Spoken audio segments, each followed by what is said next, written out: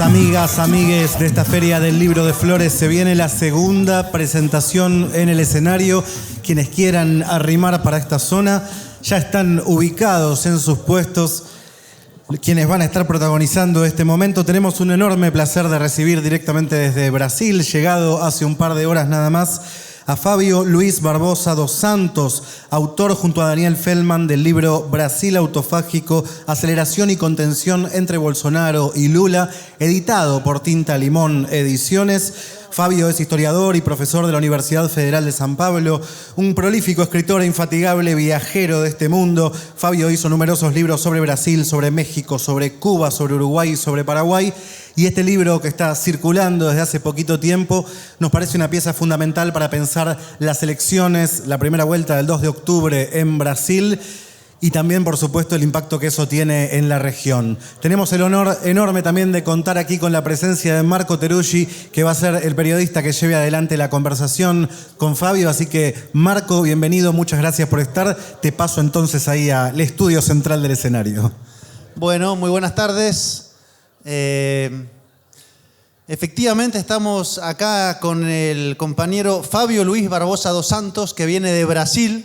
Como sabrán, dentro de muy poco son las elecciones, el próximo 2 de octubre, donde se van a enfrentar Lula y Bolsonaro. Una elección que, por lo menos a gran parte de Argentina y del continente, la tiene en vilo y muy atenta. ¿Qué va a pasar en las próximas elecciones? El libro que nos trae Fábio Luiz es para pensar lo que está pasando en Brasil desde una mirada que no se detenga solamente en las próximas elecciones, sino para pensar Lula, Bolsonaro, el progresismo, qué es lo que está en juego, qué es lo que se disputa y qué se puede esperar. Hay una serie de reflexiones, de debates sobre el progresismo, sobre las experiencias progresistas en el continente, sobre lo que podemos esperar o no con respecto a lo que va a pasar en Brasil. Así que, en primer lugar, muchas gracias por estar acá. Este libro está editado por la editorial Tinta Limón, que lo tengo acá en mis manos. Para quien quiera adquirirlo, allá está el puesto de la editorial. Y voy a empezar con la primera pregunta para Fábio Luiz Barbosa dos Santos, que antes que entrar en el tema de Brasil propiamente dicho, es para abordar algo que aparece en el libro respecto a una mirada crítica sobre los progresismos, ¿no? Una perspectiva acerca de los límites del progresismo en lo que fue las experiencias de los años de primera parte del siglo XXI y sus perspectivas actuales. Y la voy a situar de la siguiente manera. Hace muy pocos días hubo una derrota del plebiscito en Chile de un proceso que hace muy poco tiempo eligió a un presidente que es Gabriel Boric, y ese proceso que para muchos ofrecía cierta expectativa alta respecto a los cambios que iba a traer, pues comenzó a entrar en una situación de crisis y de duda acerca de cuáles son sus perspectivas. Hace un año ganaba Pedro Castillo en Perú, y ese gobierno, que también bajo varios análisis era mirado con cierta expectativa, pues vemos que no logró hacer pie y no está en todo caso logrando transformar lo que se había propuesto transformar, que es el modelo neoliberal. Y acá en Argentina, de base está decir que estamos atravesando una serie de debates y discusiones acerca justamente de los horizontes y límites del actual gobierno. Entonces, la primera pregunta es, ¿cuál es la mirada que traes en el libro acerca de los progresismos? Tu balance y tu crítica al respecto.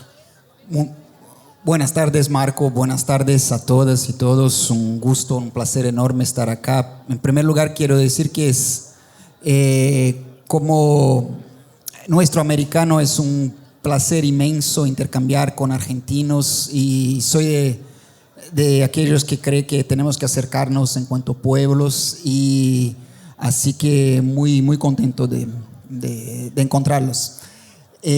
La mirada que propongo sobre el progresismo es una mirada, una perspectiva histórica, ¿no? Podemos decir que el progresismo nosotros lo describimos como una tentativa de contener una crisis que es más amplia que el progresismo, más amplia que Sudamérica y que antecede los días del progresismo en el tiempo, ¿no? Entonces, es una crisis que viene, y podemos decir que desde los años 70 hay una erosión de los derechos sociales, del estado de bienestar social, y ese es un fenómeno global. Y face a estas tendencias, describimos el progresismo como una intención de contener la crisis. ¿Por qué contener? Porque no son políticas que miran a los aspectos estructurales que causan los problemas, la desigualdad y la dependencia de nuestras sociedades. Entonces es una política de contención. Y la manera como analizamos el progresismo y enfocamos el análisis en el caso brasileño en el libro trata de enseñar que la tentativa de contención de la crisis, las políticas que eso implica, terminan a la vez provocando una aceleración de esta misma crisis. Y esa es una mirada distinta para explicar, por ejemplo, el paso en Brasil de Lula a Bolsonaro, ¿no? Porque en general los progresistas sudamericanos perciben el momento actual, incluso lo que pasó en Brasil, como una especie de una ola conservadora, una reacción a una onda progresista que la precedió. Entonces, nosotros lo que tratamos de ver es de mirar desde adentro cuáles son las contradicciones internas de estos procesos, y eso lo hacemos analizando con 3 contradicciones o 3 oxímorons, ¿no? ¿Qué es un oxímoron? Un oxímoron es una contradicción en sus mismos términos. Entonces, por ejemplo, para poner un ejemplo, un neoliberalismo inclusivo. El neoliberalismo, como sabemos, es una máquina de producir exclusión social. Sin embargo, en los gobiernos del PT de Brasil, inicialmente Lula, hubo muchas políticas para incluir la gente, pero incluirlas en esta lógica que produce exclusión a escala masiva. Entonces es un oxímoron, una tentativa, son políticas de inclusión en una lógica excluyente. Entonces ese es el primero, la idea de un neoliberalismo inclusivo. El segundo oxímoron es la idea de un progresismo regresivo. Y luego está la idea de una contención que acelera, ¿no? Entonces ese es el enfoque que nosotros tenemos en el libro, y ahí tratamos de desarrollar estos otros 2 puntos. Sin embargo, hay otra parte que después que es que la aceleración, las políticas de contención asociadas al progresismo no impiden la aceleración de la crisis.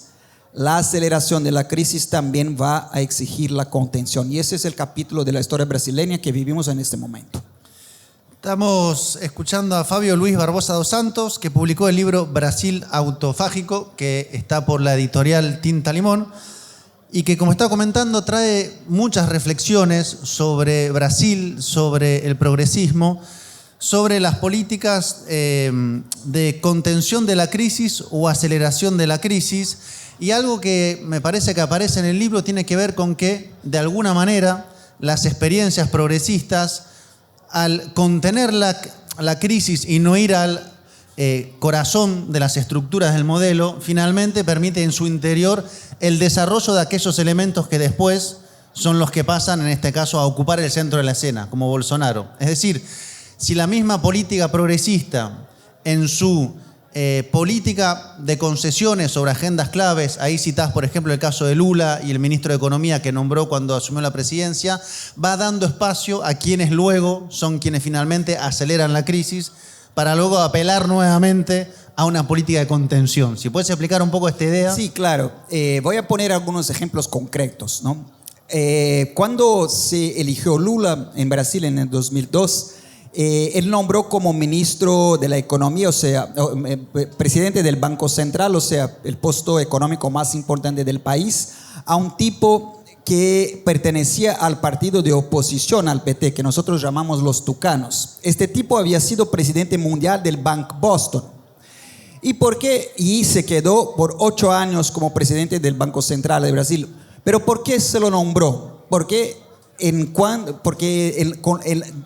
en la inminencia de la elección, de la victoria electoral de Lula, hubo una amenaza de huida, de fuga de capitales de Brasil. Entonces, al nombrar este tipo del partido opuesto, un nombre del capital financiero, eso ha sido una tentativa de contener la crisis económica, contener la fuga de capitales. Sin embargo, este mismo tipo termina siendo ministro de Economía del gobierno Temer. Temer, ustedes deben saber, es el vicepresidente que manejó el golpe en contra de Dilma Rousseff en el 2016. Entonces el mismo tipo que por 8 años fue presidente del Banco Central, termina siendo ministro de la Economía en el gobierno que derrumba al PT y luego candidato presidencial en contra del PT en estas mismas elecciones, concurriendo por el partido del mismo Michel Temer, el presidente golpista. Entonces, la contención,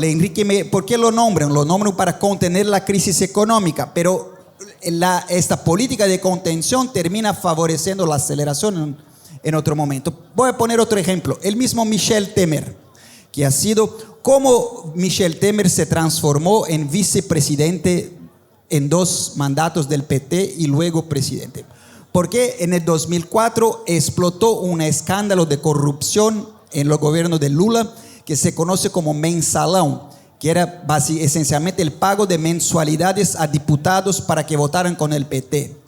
Para contener esta crisis política, el Partido de los Trabajadores trajo para sus bases de apoyo al PMDB, que era el más grande partido, un partido de centro. Michel Temer era parte del PMDB, entonces el nombramiento de Michel Temer es parte de esa política de contención de una crisis política y sin embargo, como ya mencioné, va a ser el principal articulador del golpe que depuso Rousseff en el 2016. Entonces, otra vez, una política para contener una crisis política termina por fortalecer actores y agentes que van a acelerar este proceso. Podría dar ejemplo también los militares. Ustedes saben que el gobierno Lula también envió los militares brasileños a Haití en una misión de la ONU, para liderar una misión de la ONU. Estos militares jamás escondieron que su interés era practicar tecnologías de gestión violenta de poblaciones empobrecidas en Haití. Luego, cuando regresan, aplican estas mismas políticas en los gobiernos del PT, por ejemplo, en las obras del Mundial de 2014, de las Olimpiadas. Entonces, un poco para decirles lo siguiente, el empoderamiento de los militares los militares se empoderaron durante los gobiernos del PT y la primera plana del gobierno de Bolsonaro son todos oficiales que fueron a Haití. Entonces, esa es la idea y yo podría multiplicar los ejemplos, hablar de la Odebrecht, de las constructoras, de los evangélicos, podría hablar de distintos ejemplos, pero la lógica es esta, la política de contención, más allá de la intención de los que las proponen, termina provocando la aceleración. Y ese es el movimiento que está por detrás de la deposición de Dilma Rousseff en el 2016, del encarcelamiento de Lula y de la elección de Bolsonaro, ¿no? Entonces, un poco esa es la dinámica, ¿no? que se pretende describir. Entonces, bajo esa mirada, el paso del lulismo hacia el bolsonarismo no debe se interpretar como un giro de 180 grados en la historia, un poco a la manera del golpe de Pinochet contra Allende en 1973. Es más bien una aceleración de procesos y dinámicas que ya estaban puestas, ¿no? Yo diría, la metáfora que yo propongo es la metáfora de una metástasis, no como en un cáncer. O sea, la idea es que estos intereses corrosivos que parecían contenidos bajo los gobiernos del PT, en un otro momento, en un segundo momento, se generalizan por el tejido social brasileño y ese es el tejido, o sea, eso es la metástasis. Entonces, el bolsonarismo puede más bien ser entendido como una metástasis de lo que parecía contenido en los gobiernos anteriores.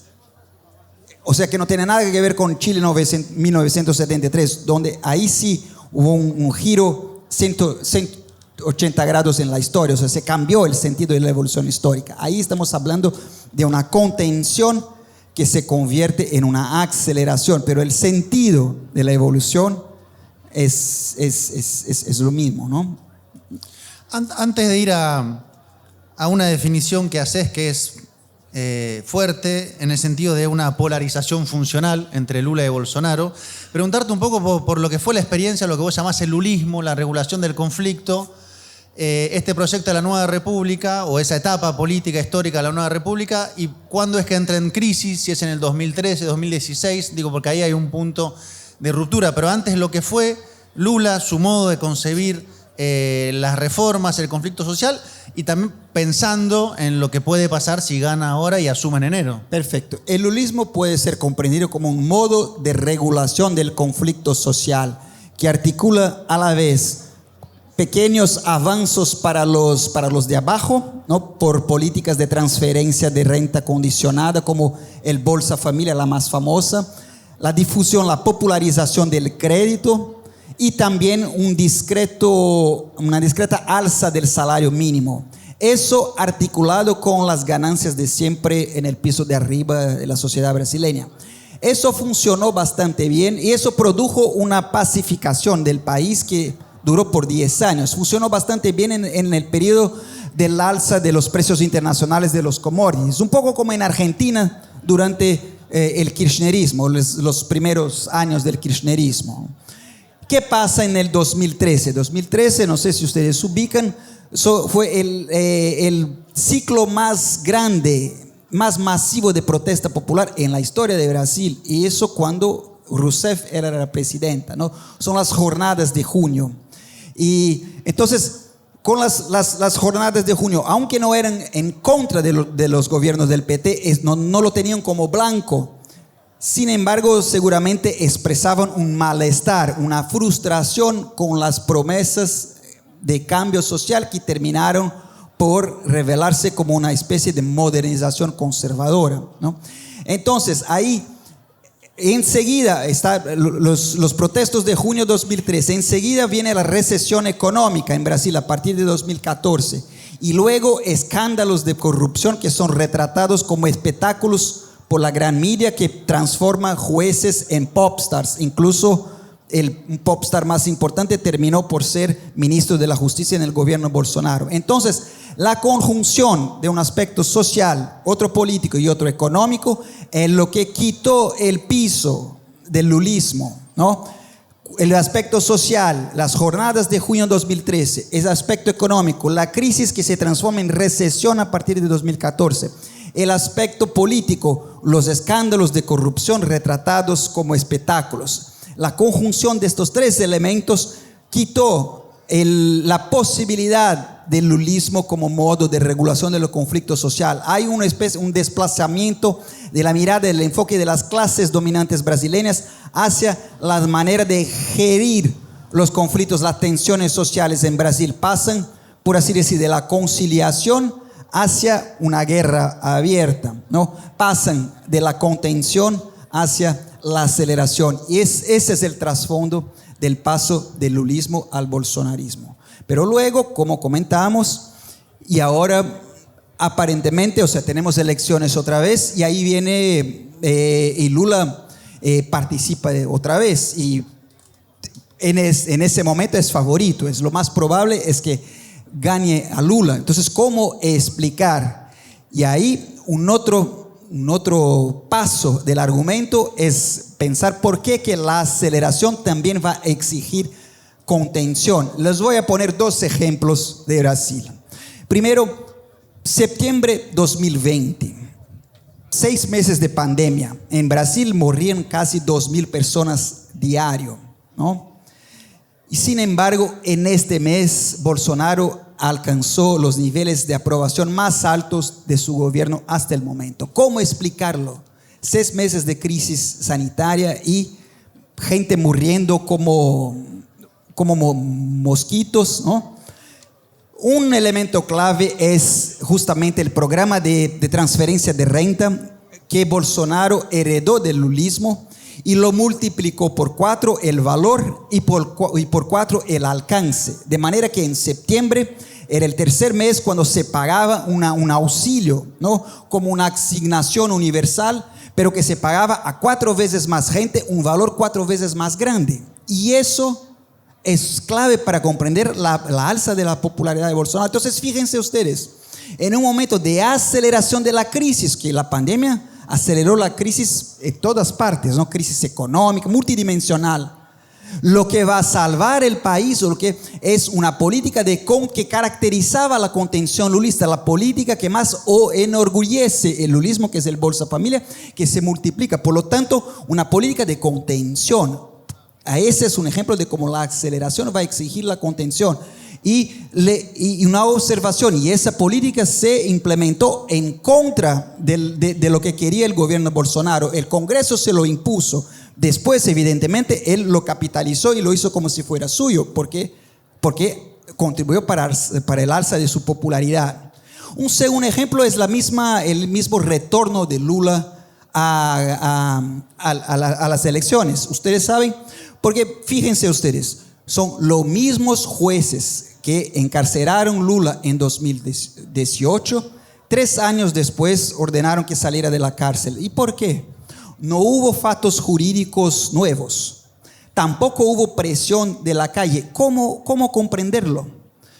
Lo más probable es que eso corresponde a una presión en el piso de arriba de la clase dominante brasileña para recolocar la contención, la política de contención como alternativa electoral en el país. Con eso no estoy diciendo que es una manipulación y que Lula va a ganar seguro, pero lo que sí estoy afirmando es que es recolocar esa alternativa en el futuro próximo del país. Recordemos el contexto cuando eso pasó. Marzo del año pasado no estaba la vacuna en Brasil, la crisis sanitaria horrible, 3.000 personas muriendo al día, y la crisis económica, o sea, nadie venía luz al fin del túnel del bolsonarismo. Fue en ese contexto en que Lula salió de la cárcel y ahí está disputando las elecciones otra vez. Entonces, Lula es la alternativa de la contención, regresar a una política de contención. Pero ojo,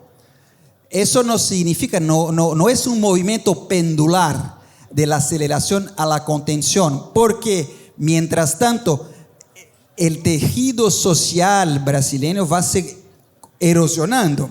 O sea, los aspectos estructurales que alimentan una política como el bolsonarismo se van profundizando, porque sigue una sociabilidad que hace de la vida cotidiana una máquina de producir miedo, odio e indiferencia, y ese es el caldo de cultura de un bolsonarismo. Entonces, aunque pierda las elecciones, va a perder una batalla, pero no la guerra, porque esta dinámica sigue. Entonces no es un movimiento pendular, sino más bien una espiral corrosiva, ¿no? Entonces, para ilustrar lo que eso significa, el Brasil que Lula va a encontrar si gana las elecciones siguientes en 2023 será seguramente muy diferente del Brasil que encontró en 2003 cuando se hizo presidente por primera vez, y diferente para peor, ¿no? Lula solía decir que su método de política es la conciliación, la conversación, y decía que si Judas de la Biblia, ¿no? el que traicionó a Jesús, ¿no? Si él fuera un congresista y tuviera votos, él iría a negociar con Judas. Entonces Lula tiene que cuidarse, porque los Judas ahora serán millones y estarán armados. Se me ocurren varias preguntas, pero una antes de pensar en qué puede pasar si efectivamente gana Lula y cuál es el proyecto con el cual está pensando en regresar al gobierno y cuáles son las condiciones y qué se puede esperar. Sí, una pregunta respecto a Bolsonaro y lo que se percibe de afuera como es un tercio de la población, por lo menos, que pase lo que pase, haga lo que haga. No me refiero a lo de Bolsa Familia, sino tal vez su núcleo más duro está ahí, ¿no? Tal vez parecido a ese tercio que respalda a Donald Trump en Estados Unidos, que pase lo que pase, haga lo que haga, está. Digo, ¿qué de Bolsonaro hay de reflejo tal vez de una parte de la sociedad, o qué es lo que le da ese piso tan sólido de un tercio que puede ascender a 35, 36%? Hay varios factores, ¿no? Uno, bueno, hay una parte de la población brasileña, podríamos decir, que se podría describir como una psicología fascista. Eso hay en todas partes, ¿no? Pero no creo que eso sea la mayoría, ni siquiera de los apoyadores de Bolsonaro, ¿no? Uno tiene que acordarse que cuando Bolsonaro se eligió como un outsider, o sea, como alguien que fuera contrario al sistema, de manera que mucha gente que votó en Bolsonaro en el 2018 había votado en Lula antes y lo votó a Bolsonaro buscando un cambio. Votó como un voto de subversión. Bolsonaro capturó esta imagen, o sea, una cara subversiva, una subversión de derecha, pero subversión todavía, ¿no? Otro elemento es que hay mucho enfado con el PT y con Lula, ¿no? Más que enfado, o sea, la idea de un partido corrupto, eso se generalizó. No lo voy a decir si es o si no es. Lo que sí es un hecho es que no es más corrupto que otros, ¿no? Sin embargo, la imagen, y eso causa todavía mucho rechazo. Entonces, para ponerles un otro elemento clave de la elección de Brasil en este año, que hay mucha gente que no le gustaría votar ni a uno ni a otro. Sin embargo, la manera como se maneja la campaña es una manera polarizadora, y una polarización que interesa a ambos lados, necesario aclararlo, ¿no? Impide, no habrá tercera vía en ese momento, ¿no? Pero hay mucho rechazo. Si uno habla con la gente en la calle, la mayor parte de la gente va a decir que prefiere no votar ni a uno ni a otro. Y un tercer elemento, yo diría, es que hay que comprender el apelo, dónde es que Bolsonaro engancha en la gente. Voy a ponerte un ejemplo en la pandemia. En la pandemia, ustedes saben, Bolsonaro tenía un discurso negacionista, en contrario al aislamiento social, al confinamiento social, ¿no? Y eso para muchos sonaba como herético, genocida, lo que fuera. Pero para muchos de los que trabajan, que no tienen de lo que sobrevivir, eso era un discurso que les defendía. Porque él estaba diciendo, mira, ¿quiénes son ustedes para prender la gente en la casa? Los van a matar de hambre. Entonces uno escuchaba a Bolsonaro y pensaba, sí, ese tipo está sintonizado con mi realidad. O sea, yo tengo que salir para trabajar porque si no voy a morir de hambre. ¿Y quiénes son estos doctores burgueses que van a decirme que debo hacerlo o qué es lo que no debo hacerlo? Entonces, ahí, eso es para ponerte un ejemplo, que hay elementos del bolsonarismo que enganchan en la vida concreta de la gente. Para ponerte otro ejemplo más, ¿no? Un poco, si vivimos una sociabilidad violenta, ¿no? Que pone a la gente unos contra otros, que eso es la sociabilidad neoliberal, eso es lo que describimos como un Brasil autofágico, que es el título del libro, ¿no? ¿Cuál es la postura que Lula tiene face a esta realidad? Él la pinta con tintes rosados, diciendo, no, mira, vamos a hacer políticas para mejorar el país, para matizar estos problemas. ¿Cómo pinta Bolsonaro esta misma realidad? Reconoce esta realidad y lo dice, mira, si la vida es una lucha, una guerra de unos contra otros, entonces tenemos que armarnos, y los que se arman y están de mi lado serán los más fuertes, los que van a sobrevivir.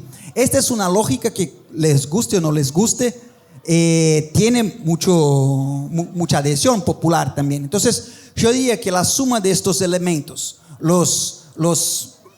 la psicología fascista, que es una minoría, ¿no? El rechazo al PT y la veracidad, la autenticidad que muchos perciben en el discurso de Bolsonaro, son elementos clave para comprender este apoyo de un tercio, un poco menos, ¿no?, de la población a él. Te hago un par de preguntas más. Estamos hablando con Fabio Luis Barbosa dos Santos, que publicó Brasil Autofágico por la editorial Tinta Limón, sobre Brasil, sobre cómo interpretar lo que viene pasando, lo que está pasando. Tal vez la pregunta que ya de alguna manera se empieza a ir contestando, pero ¿cuáles son las expectativas respecto a un posible nuevo gobierno de Lula? Y la pregunta que va encadenada o con eso como ejercicio también es, ¿qué otras cosas pensás que debería hacer y qué condiciones tendría para eso, para no repetir lo que planteas, esta lógica de contención, aceleración, y que no sea la continuidad de la espiral descendente? Empiezo por lo último. Eso no está colocado por las elecciones. O sea, eso no va a cambiar con las elecciones. Eso es una dinámica social, y ahí hay que inventar, hay que crear otras formas de vida. Podemos regresar a eso después. ¿Qué es que se espera de un gobierno del PT? Puedo decirle qué es lo que los mismos del PT esperan y lo que en mi manera de ver, se puede esperar concretamente. Mira, hace un par de semanas estuve en un debate con una persona que está asesorando la campaña del PT y me dijo, mira, al principio yo me sorprendí de ver que el discurso de la campaña era un discurso de vuelta al pasado. Y me decía, porque yo creo que la gente quiere soñar, quiere un nuevo futuro. Y yo le dije, mira, eso no es un accidente. Pero ella decía, pero después comprendí que la gente realmente quiere, que eso tiene sentido. Y yo le dije, mira, eso no es una elección, no es, porque la verdad es que el PT no tiene mucho más que ofrecer en este contexto que una mirada al pasado. Entonces, un progresismo regresivo, como te decía, también se puede decir que esa es otra paradoja de los progresismos de nuestros días. El futuro y el sueño de un cambio social radical ha sido capturado por la derecha, mientras los progresismos lo mejor que tienen que ofrecer es una reedición de un pasado que no va a regresar. Y no va a regresar porque eso no depende de las voluntades de cada uno. O sea, en Brasil, como te comentaban antes, los gobiernos Lula se beneficiaron del alza de los precios de los commodities, un poco como el kirchnerismo aquí también, ¿no? Ese no es el contexto internacional. Y todos los elementos económicos y sociales de Brasil se deterioraron desde hace 10, 15 años. Por lo tanto, el margen, el espacio para hacer las políticas de contención será mucho más estrecho, mucho más estrecho. Entonces, ¿a dónde eso nos va a llevar? Les voy a contar una metáfora, ¿no? No sé si ustedes conocen un libro, un cuento del siglo XIX en Inglaterra que se llama El médico y el monstruo, Dr. Jekyll y Mr. Hyde. ¿Cuál es la historia? Es un doctor que, inspirado por ideario iluminista, progresista de su tiempo, empieza a hacer experimentos químicos con sí mismo.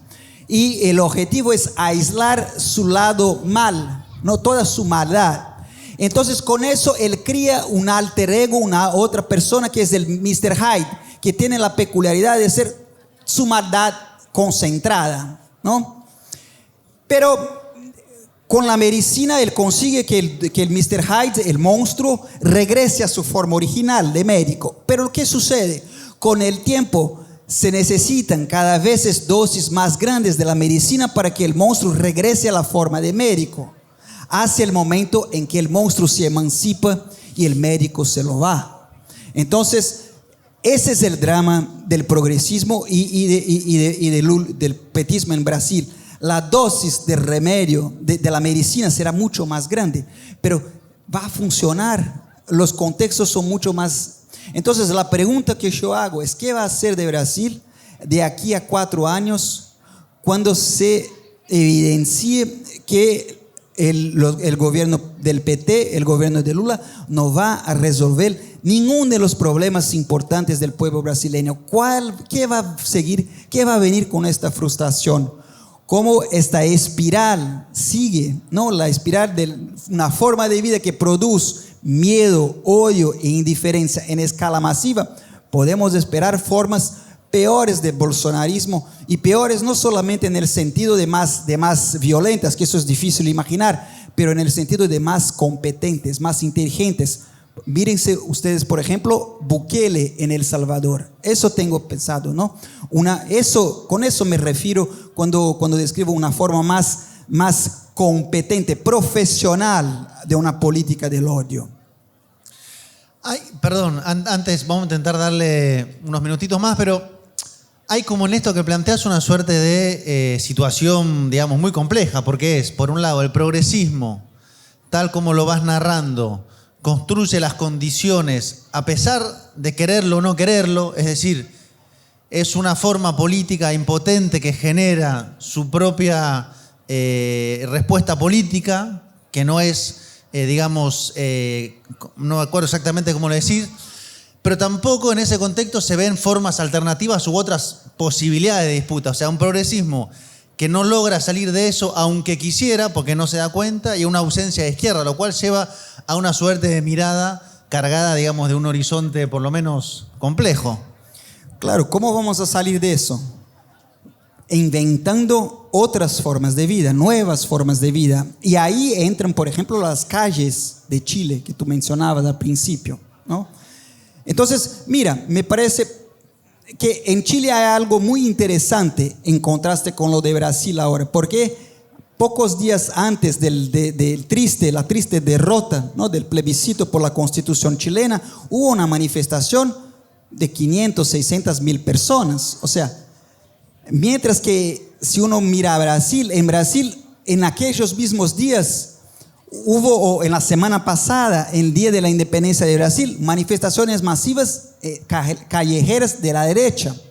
Entonces, las calles en Chile, la institucionalidad del cambio perdió, la vía del cambio por la institucionalidad perdió, pero las calles están con el cambio social todavía. En Brasil es un poco al revés. Probablemente se va a ganar las elecciones, pero las calles están del otro lado. O sea, no hay una movilización por el PT o por Lula. Entonces, ¿cómo vamos a salir de esto? Entonces, otras formas de vida. Pero, ¿qué son otras formas de vida? Hay miles de laboratorios de experimentos en América Latina y en el mundo. Sin embargo, son experimentos en microescala, ¿no? Yo diría que donde se desafía la lógica, la sociabilidad concurrencial, se está avanzando, se está construyendo. Donde se desafía el individualismo, se está avanzando. Donde se desafía la mercantilización, se está avanzando. Donde se construye pensamiento crítico, se está avanzando. Entonces, quizás formas de vida que no sean ni individualistas ni mercantilizadas, por ejemplo, por lo tanto, la gratuidad, el colectivo, solidario y pensado, son estas formas de vida que se tiene que crear, que implementar y que generalizar. Un poco el diagnóstico que estoy proponiendo es más o menos decir que Brasil tiene cáncer. Entonces me va a decir, bueno, pero cáncer, y el PT propone una aspirina. Evidente que la aspirina es mejor que Bolsonaro, que acelere el cáncer, ¿no? Entonces, pero no va a resolver los problemas ni los procesos que causan y que agravan el cáncer. Entonces, pero tú me preguntas, pero ¿cómo vamos a curar el cáncer? La cura del cáncer no la conocemos, pero eso es lo que se tiene que inventar. Entonces, tener claridad del tamaño y de la gravedad de la situación y de la enfermedad que se vive, me parece que es una premisa necesaria, importante para manejar en los laboratorios de las experiencias sociales, que no serán en los académicos o los que piensan solamente, pero siempre, ¿no?, en relación con lo que se está haciendo en las experiencias de vida, es que se van a inventar otras formas de vida y se van a crear y se van a multiplicar. Entonces, un poco para poner otra metáfora, es un poco como pensar que la pandemia se resuelve exclusivamente por una vacuna o por una... Ustedes saben que la pandemia tiene causas que tienen que ver con la ecología del planeta, que tiene que ver con la manera como el agrobusiness y la pecuaria se expandió. Entonces, para que no volvamos a tener pandemia, va a ser necesario cambiar la forma como producimos la vida, cómo se produce la comida, ¿no? Y no va a ser la vacuna, nos va a ayudar a salir de esta, así como el PT nos va a ayudar, nos va a salir de la asfixia. En Brasil estamos sin aire, ¿no? Vamos a respirar, pero no nos va a curar, y eso no se va a curar, eso tiene que inventarse. Entonces, ahí tengo también otras ideas, pero es un poco para dar el panorama ahí más general, y también para decir y para matizar de alguna manera la derrota chilena, por otro lado, ¿no?, que es una derrota electoral, pero que no quita la potencia de las calles y de todo lo que protestaron, construyendo esa alternativa que sigue, ¿no?, que se está cocinando fuera de las instituciones. Bueno, ya saben, estamos a muy pocos días de la elección en Brasil, el 2 de octubre, donde se van a enfrentar varios candidatos, pero está centralmente polarizado entre Lula y Bolsonaro. Si quieren ir leyendo desde otra perspectiva para entrarle con un debate más de fondo y estructural, está el libro Brasil Autofágico de Fabio Luis Barbosa dos Santos, que nos visitó acá en Argentina, así que muchas gracias por todo el tiempo. Fuerte el aplauso entonces para Fabio. Muchísimas gracias, Fabio, por estar. Marco, muchísimas gracias también por ser parte de esta tercera edición de la Feria del Libro de Flores. El libro Brasil Autofágico lo encuentran en el puesto 1 de la feria.